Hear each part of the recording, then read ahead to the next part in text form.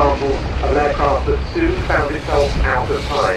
Bristol developed an aircraft called the Type 135 for a private investor. Lord Romney, the owner of the Daily Mail, was after a high-speed transport and he funded a follow-on, the Type 142. Romney went on to present that aircraft to the nation. The Air Ministry was interested because it was faster than many of the RAF frontline types in the 1930s. And the Air Ministry decided to serious risk from enemy attentions. From the left, the Blenheim.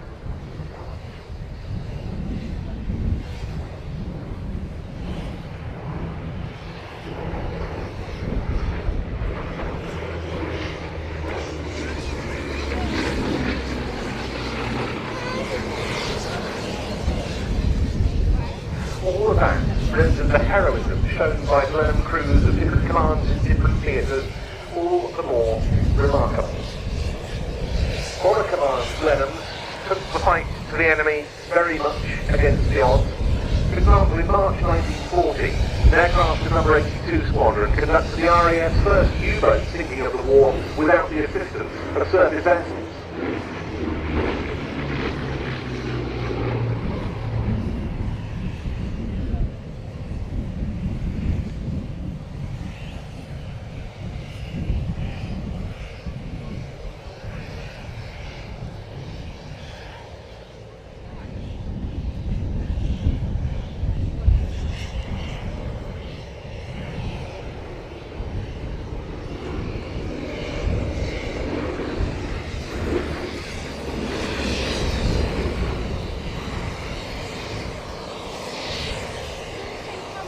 Those sorts of actions continued on into 1941.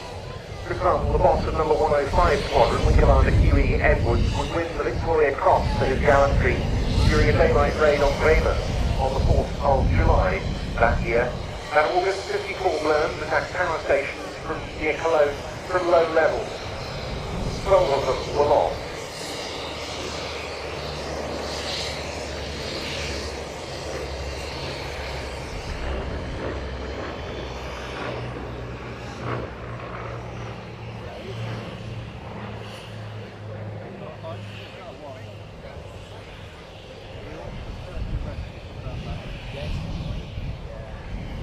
And as the RAF went more on the offensive into 1941, the Blenheim's shortcomings were brought into ever sharper focus.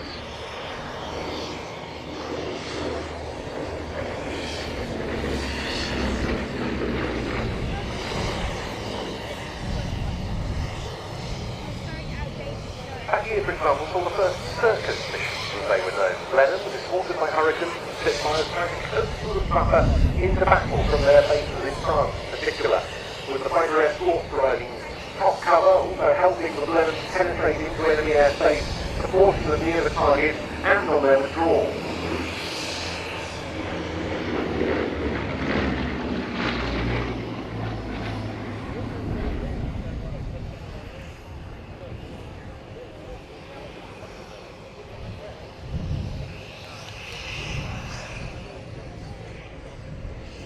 They weren't, however, a particular success, in large part due to the vulnerability of the Blenheims, which could easily be shot down before the escort fighters had a chance to intervene.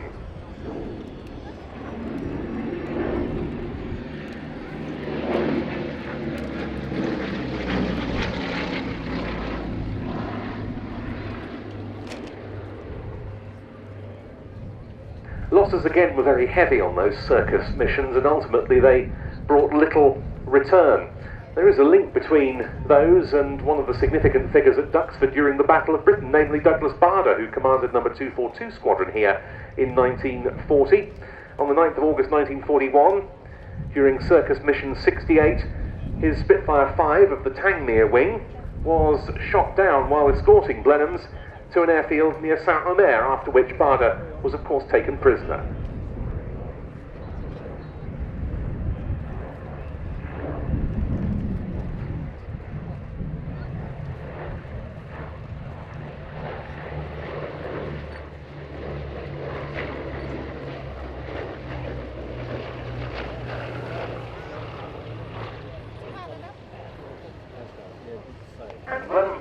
like this one, were briefly based at Duxford with number 222 Squadron, which reformed here in October 1939 to conduct missions protecting Channel shipping. It went on to convert to Spitfires in the spring of 1940 and much later in the war. That's the squadron with which Spitfire MH434, today of the old flying machine company here, which we should be seeing later, served with gallantry.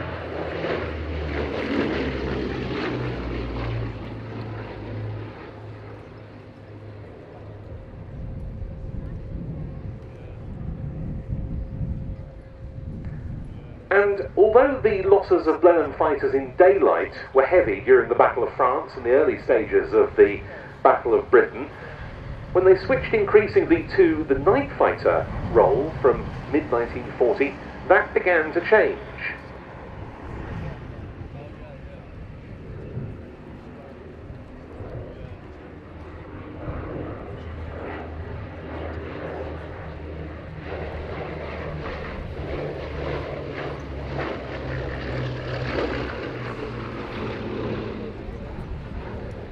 Some of them were fitted with the Mark III airborne interceptor radar, and they began achieving some important successes. The first Blenheim night fighter shoot-down equipped with radar was on the night of the 2nd and 3rd of July 1940 against the Luftwaffe Dornier Do-17 bomber off Selsey Bill.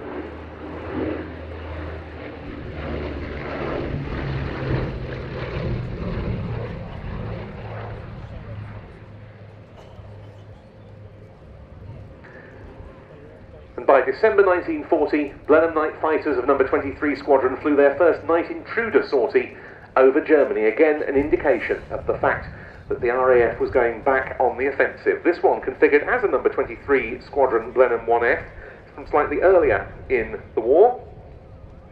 In fact, from late 1939 and early 1940, most recent restoration to flight culminating in late 2014 with this short nose in place of the long nose Mark IV configuration it had before. Final pass from the Blenheim.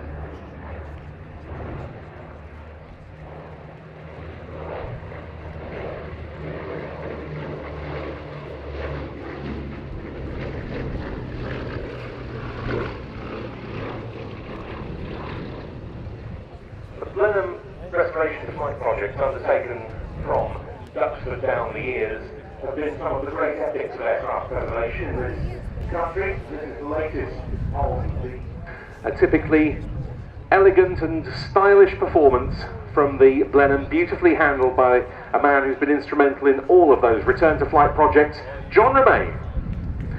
But now, a unique formation, 3 very powerful radial engine combat aircraft, the Douglas A-26.